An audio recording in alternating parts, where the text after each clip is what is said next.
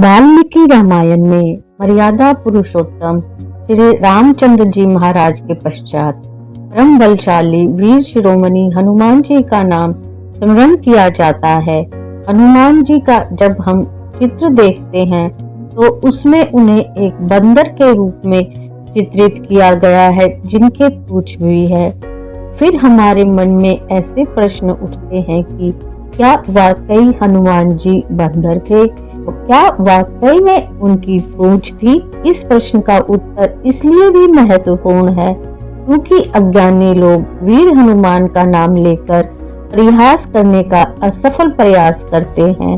नमस्कार दोस्तों, मधु सरस चैनल पर आपका स्वागत है। सर्वप्रथम बानर शब्द पर ही विचार करते हैं। सामान्य रूप से हम बानर शब्द से यह सोच लेते हैं कि वानर का अर्थ होता है बंदर, परंतु अगर इस शब्द का विश्लेषण करें तो वानर शब्द का अर्थ होता है वन में उत्पन्न होने वाले अन्न को ग्रहण करने वाला। जैसे पर्वत अर्थात गिरी में रहने वाले और वहां का अन्न ग्रहण करने वाले को गिरिजन कहते हैं, उसी प्रकार वन में रहने वाले को वानर कहते हैं। बहुत प्राचीन काल में लोग हिमालय के आसपास ही रहते थे। वेद और महाभारत पढ़ने पर हमें पता चलता है कि आदि काल में प्रमुख रूप से ये जातियां थी: देव, दैत्य, दानव, राक्षस, यक्ष, गंधर्व, भल, वसु, अप्सराएं, पिशाच, सिद्ध, मरुदगण, किन्नर, चारण, भाट, किरात, रीछ, नाग, विद्याधर, मानव, वानर आदि।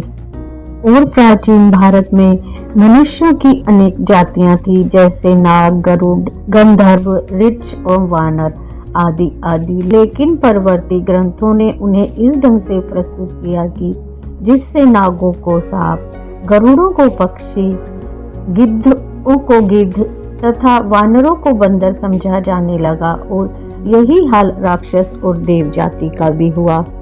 महर्षि वाल्मीकि रामायण में वानरों की उत्पत्ति का वर्णन करते हुए जिन वर्ग के व्यक्तियों एवं महिलाओं के वर्ग का उल्लेख किया गया है वह बंदरों में होना संभव ही नहीं, क्योंकि वहाँ विवाह व स्त्री पुरुष के संबंध का उल्लेख मानव समाज के समान किया गया है।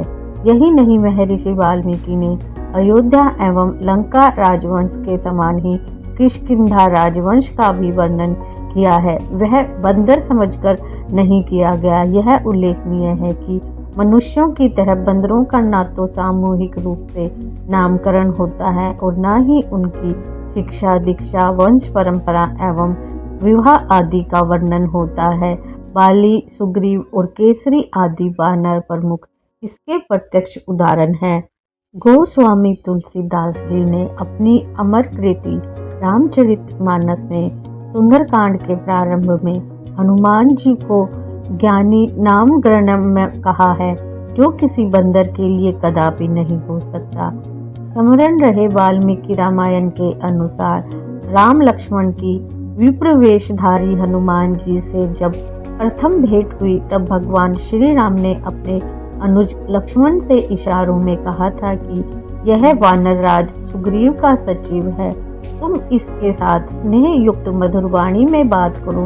यह वेद विज्ञ है, व्याकरण शास्त्र का पूर्ण ज्ञाता है।